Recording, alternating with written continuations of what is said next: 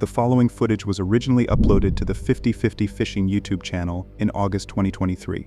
The video follows the creator Joseph and his friend Rick as they head out on a camping and fishing trip at Lake Craig. During the day, they take their canoe out onto the water and spend hours fishing, catching several small stunted bass and some bluegill for bait. As night fell, they set up an instant pop-up tent near the shoreline, cast out a few rods, and settled in for the night. For a while, everything seemed to be going smoothly, and they eventually drifted off to sleep. However, while Joseph was fast asleep, everything changed when he was suddenly awakened by the sound of something growling and pushing right against the tent.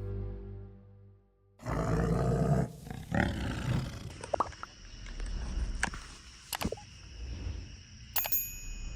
just woke up. I heard something like a weird noise. What the hell is it?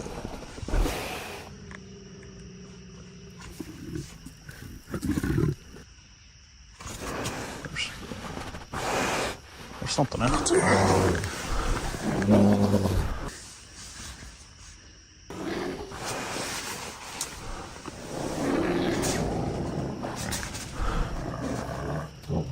Birds.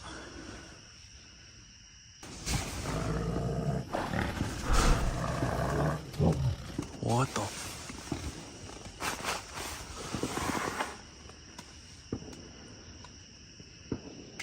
Yeah, that sounds like a bear, like for real. Oh shit.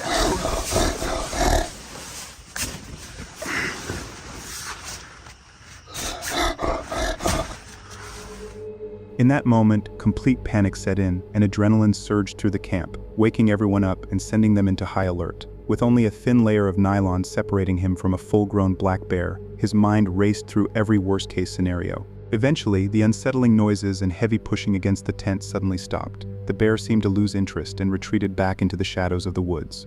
Taking advantage of the temporary quiet, he carefully stepped outside into the darkness to build a massive campfire, hoping the light and smoke would keep the predator away for good. Then, just when things seemed to calm down, he heard something moving through the night, and heavy breathing echoed through the trees once again.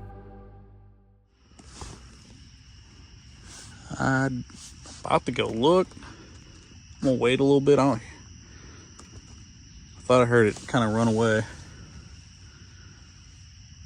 What the fuck? I don't know how the fuck I'm gonna sleep now.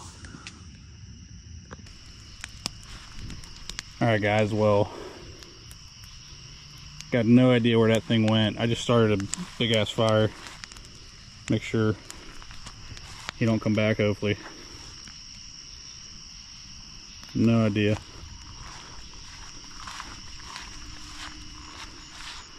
I think the tent's alright. I haven't seen anything on the tent. Man, I might sleep in the freaking... What was that? I just heard something. I might sleep in the damn truck tonight.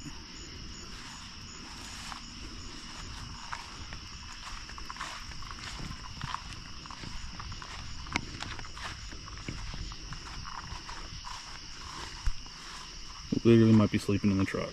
I don't have any food out or nothing.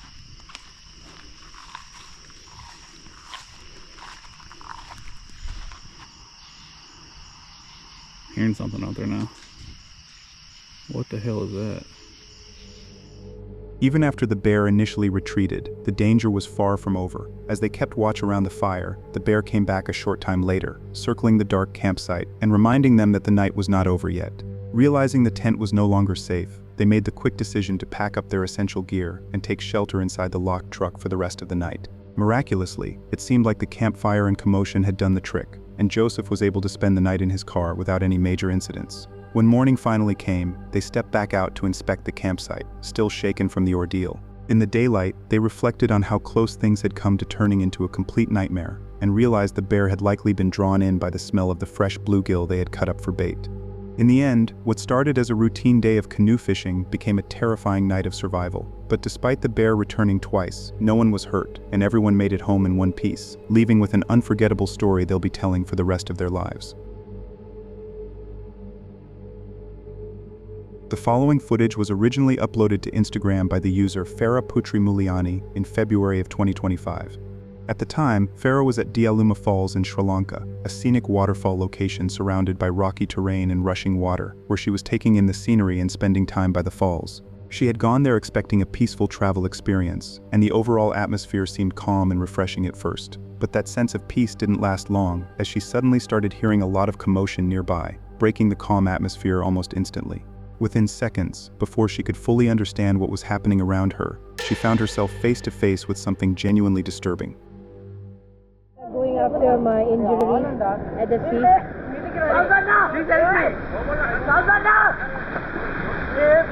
Why?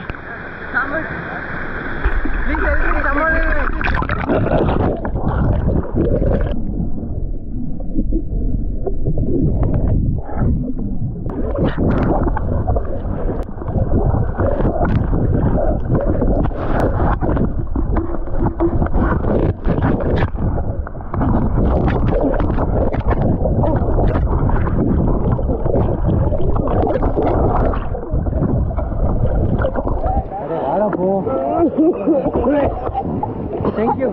Thank you. Sorry if nobody said. Okay. Oh man. No, he was pulling me down. Oh God. Thank you. Sorry. Could not stand for this. Oh God. Yes, I'm good. It's just that he was pulling me down. I just saved someone's life. Someone was drowning. Are you okay? What happened? What happened? Did you see what just happened? The guy almost drowned, and then the friends were like, help, help. Yeah, me too. I barely could understand them. Yeah. No, and I just went. I was like, where's this guy? It's dark, you know, and I saw, because he was deeper on that side. I know, you could do something. Yeah, I know. I don't know. I think he just freaked out. I think he just panicked. Yeah. In a matter of seconds, a calm day at the waterfall turned into complete chaos, and Farah was the one who stepped in and jumped into the water without a second thought. What she found was a man caught in the deeper part of the falls, where the current made it nearly impossible to stay afloat. Because he didn't know how to swim, panic set in fast. In a situation that could have turned tragic in seconds, Farah reacted instantly, diving in and pulling him to safety before it was too late. Thankfully, the man was conscious and able to walk and move afterward, and the group was deeply grateful that she saved their friend, and it's hard to imagine what might have happened if she hadn't seen him, or if she hadn't been there at all. More than anything, the video serves as a warning about waterfall dangers, especially in deep pools where the water can suddenly become impossible to escape, and there may be little to no current to help you swim back out. Farah ultimately said the whole experience left her in a reflective state, and she made it clear that non-swimmers face even greater danger in situations like this, where one wrong moment can turn deadly in seconds. The following footage was uploaded to YouTube by the channel Fisherman's Life in May of 2026. In the video, creator Matt and his friend Jim were out on a metal detecting and fly fishing trip along the South Fork of the American River. At first, it seemed like a normal outdoor adventure, with them exploring the area, looking for gold rush relics, and trying to catch trout for lunch. But that calm atmosphere didn't last for long. While moving deeper into thick brush near an abandoned site, Jim suddenly noticed something sitting near the bank and immediately called Matt over. However, the moment they got closer to inspect it, they suddenly made one of the most shocking and downright horrifying discoveries.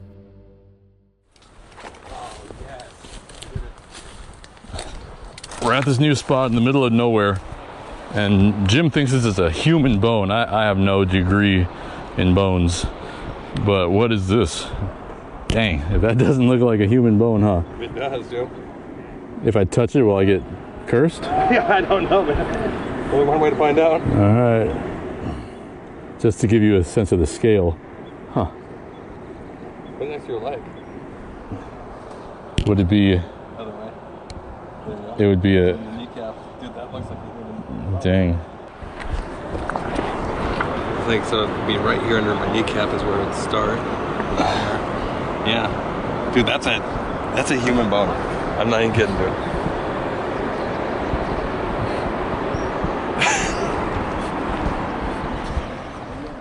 Yeah, maybe it'll bring us luck. Hopefully. Bad luck, or... All right, I'm gonna walk down a little bit, see if I can find an open spot to cast. Got me looking over my shoulder now. When they first spotted the bone on the riverbank, neither of them was completely sure what it was. Even though Jim thought it looked like real bone, like a human tibia, Matt remained skeptical and initially assumed it could have been from wildlife. Since remote areas often turn up large animal bones like deer, elk, or cattle, they didn't report this bone, as they didn't want to waste emergency resources over something that might not have been human. They left it in place and finished their trip. Afterward, Matt sent the footage and photos to a couple of knowledgeable contacts, one friend who was an EMT and another who was a nurse, and both of them confirmed that it strongly resembled a human leg bone, and that was the moment everything changed, pushing Matt to contact the county sheriff's office right away. You have reached the Alberta County Sheriff's Office, non-emergency. Hi, I was fishing in the South Fork of the American River on Saturday and pretty far out into the river, and I came across what I think is a human tibia, but I'm not sure. I just wanted to report that. Okay, so you were fishing in the South Fork of the American River? That's right.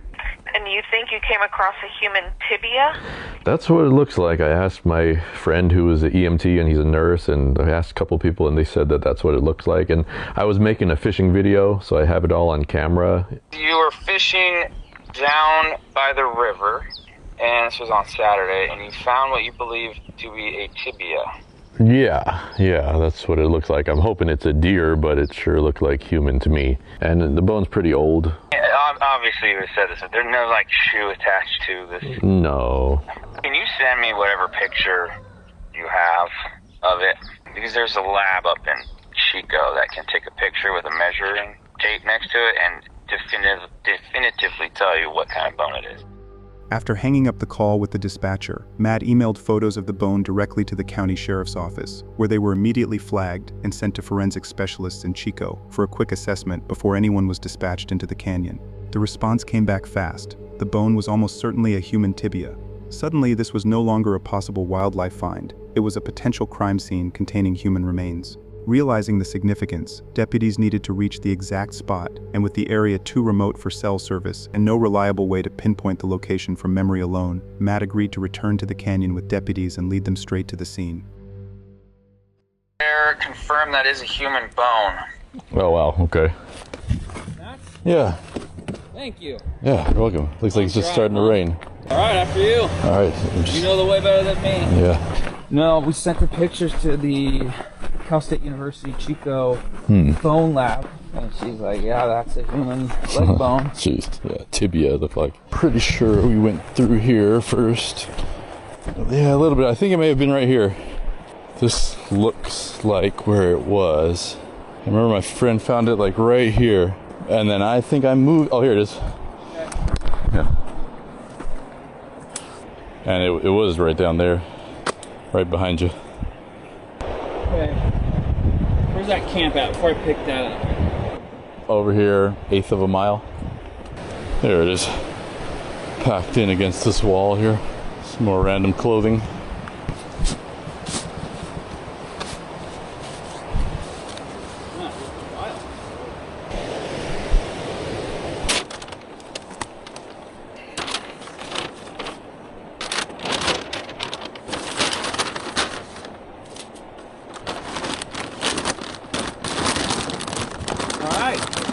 All right. Oh, okay. You think I'll ever find out whatever happened to this? No, I don't think so. Probably not. Yeah.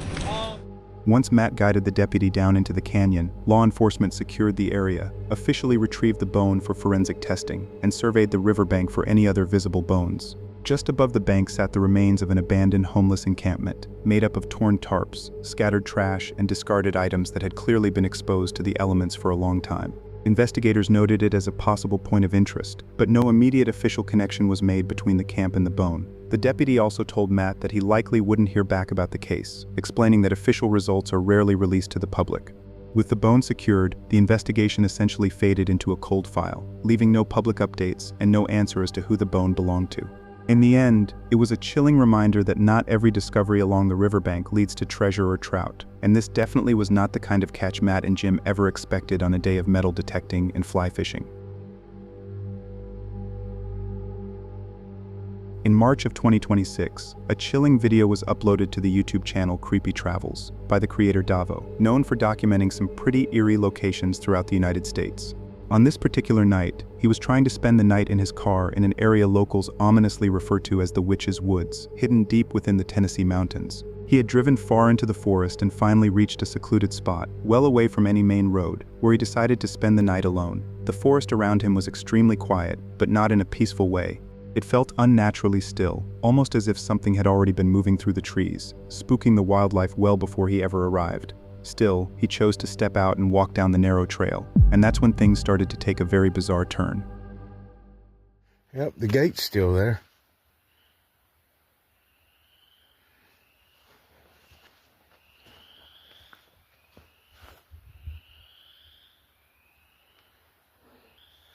I don't know if y'all can hear that, but these frogs just started. They're everywhere. So why was the woods so quiet? Since I've been here, everything has been quiet. No animals, no bugs. That is weird. At least I know I'm walking into an area that nothing's scaring the frogs.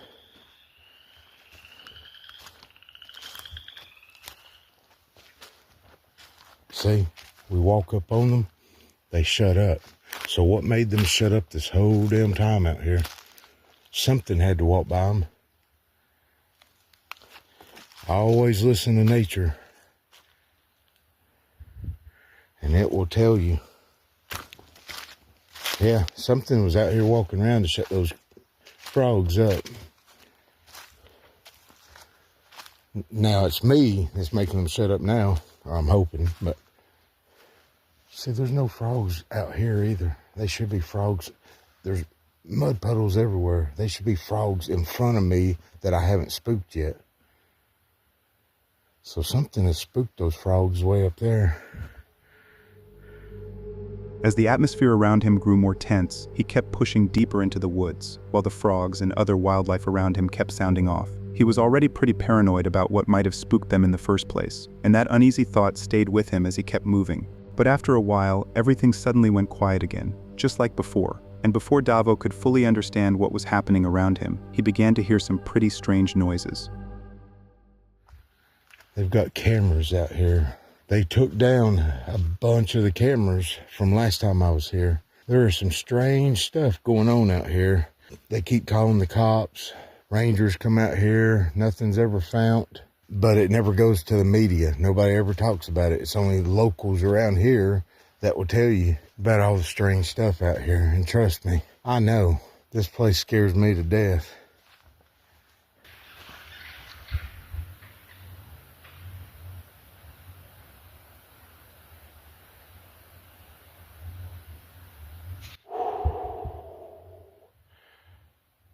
Oh my God, what was that? My whole body is goosebumps right now.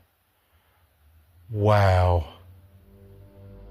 After hearing those strange noises, Davo instantly reacted and slowed down, trying to process what was moving around him. The woods felt even more unsettling now, and the sense of being watched was becoming impossible to ignore. Then, just as he started scanning the darkness more carefully, he suddenly caught sight of something running just beyond the trees. It was a dark figure, which he described as looking like a tall, shadowy, human-like shape, disappearing into the darkness before he could fully make it out. I'm having that feeling I'm being watched, and it's over there where I heard that noise. But I'm staying here until morning. When I wake up, I'll show you. I'm not leaving my phone running all night. But if anything happens,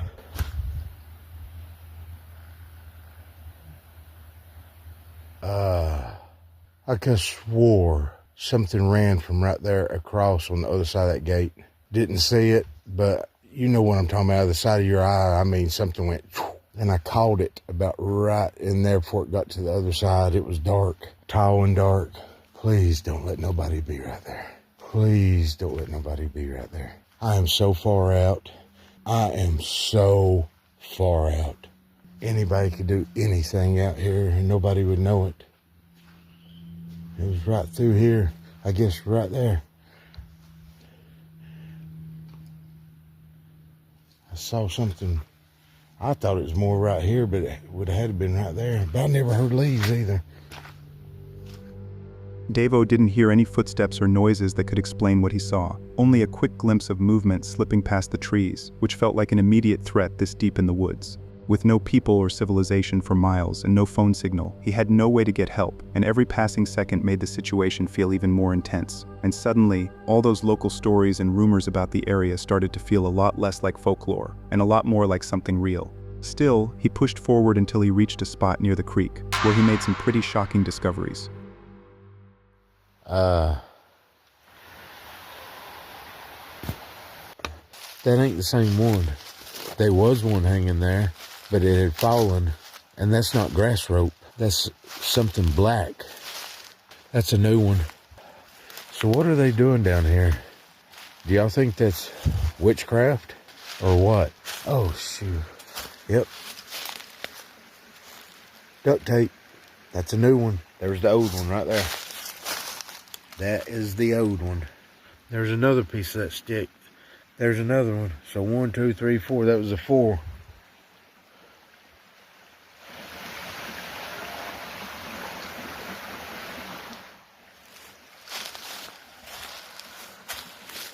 Cause swore I just heard somebody scream. Cause swore I did.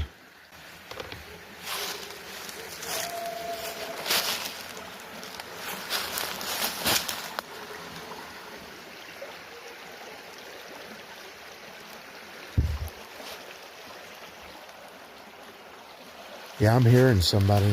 Every time I come down here, I hear shit.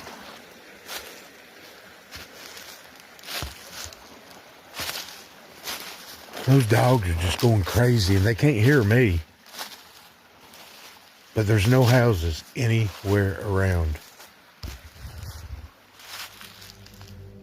With that distant scream still echoing in the woods, and those sticks arranged in such a strange way, he couldn't help but think he was standing in an area where people, or even a group of people, might be performing some kind of black magic or satanic ritual. He had even mentioned that there were more sticks and strange arrangements here compared to his previous visit a few weeks earlier, which only confirmed that people do come here and could potentially even be nearby right now, especially with all the noises he was hearing. Even so, he kept scanning the area for any movement or any other unusual activity. But then suddenly he heard another scream. This time, it sounded like a woman, and it was far louder and much more closer than the one he had heard before. I swear I keep seeing something right there.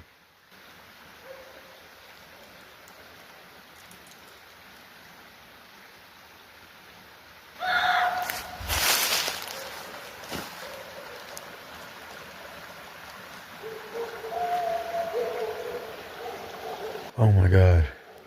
Please. Somebody just screamed. That was not a dog, that was a scream. I do not want to cut my camera off to go back to see what it was. Or to see if it caught it. But I'm staying. That was not an animal. Somebody yelled. I knew down there by the creek I was hearing them yelling. Nobody's over there. It sounded like it come from that way. Well, that's where I saw the... I would say the scream was probably 50 yards away. Maybe 60. I'm just guessing. I'm not thinking straight at all right now. That scream was definitely not an animal. It sounded very close to a woman's voice, and Davo even mentioned that the unnerving scream echoed through the woods from roughly 50 to 60 yards away. Although he never got a look at who it was, or whether it was a cry for help, or even a warning for him to leave that area, it was enough to make him back away from the spot. He retreated to his camp and spent the rest of the night inside his truck. All of the commotion and bizarre activity had gotten to him, prompting him to shut his tailgate, roll up the windows, lock up his Bronco, and stay inside his vehicle for safety. But then he heard another blood-curdling scream and stepped outside to investigate, and that's when his camera captured a man hiding behind the trees. I heard something screaming and hollering again. Scared the hell out of me because it was loud, very loud.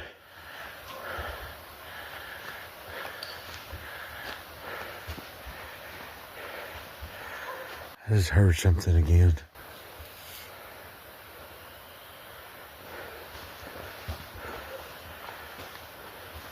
I swore I just saw somebody run across that road.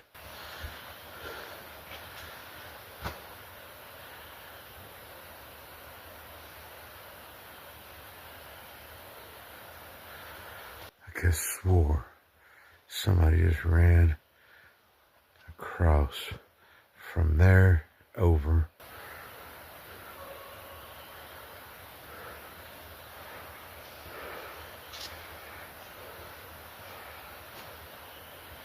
I've got to get my better flashlight. I know for sure the scream come this way though. I heard very clearly.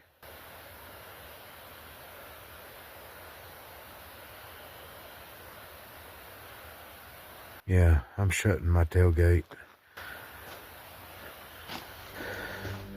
It's evident that a figure, oddly human-looking, was standing behind the tree and was most likely trying to hide. But Davo didn't notice that detail at the time and eventually went back to his vehicle to sleep. When morning came, he was relieved to see the sunlight, and the fear had faded just enough for him to step back outside and investigate the area one last time. Unfortunately, he didn't find anything that could explain those strange events, just the same eerie silence as before. In the end, he packed up and left the infamous Witch's Woods unharmed. But whatever happened that night clearly stayed with him long after he drove away.